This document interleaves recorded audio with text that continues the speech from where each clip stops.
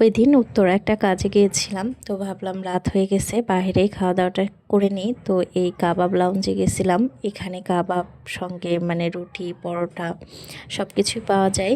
তো যে মেনু কার্ডটা নিয়েছি, ভাবলাম মানে হালকা কিছুই খাবো, আসলে রাত্রে ভারী কিছু খাইতে অত ভালো লাগে না। স্যুপ ছিল, অনেক কিছু ছিল মেনুতে, তো ওইটা মানে নেওয়া হয়নি। বরমশাই বলছিল বারবার স্যুপ অর্ডার দাও, তো ভালো লাগছিল না, দেরি হয়ে গেছিল।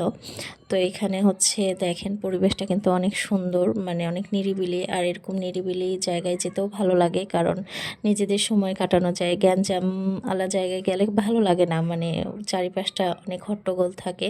তো যাই হোক, অর্ডার দিয়ে বসে আসছি, দুইজন মানে গল্প করছিলাম, আর এই যে আমি একটু ভিডিও ক্লিপ নিচ্ছি। আর অর্ডার দিয়েছে হচ্ছে কাবাব আর রুমালি রুটি। আর এই পাশে যে কাউন্টারটা, এখানে মানে জুস আইটেমগুলো রাখা হয়, মিষ্টি যে আইটেমগুলো। তো এই তো রুমালি রুটি চলে আসছে, অনেক দিন পর এই রুটিটা খাইলাম। আগে বাবা নিয়ে আসতো, তো এত পাতলা আর এত মজাদার রুটি। আর এখানে কাবাবটাও অনেক মানে জুসি ছিল, খুব ভালো লাগছিল খাবারগুলো।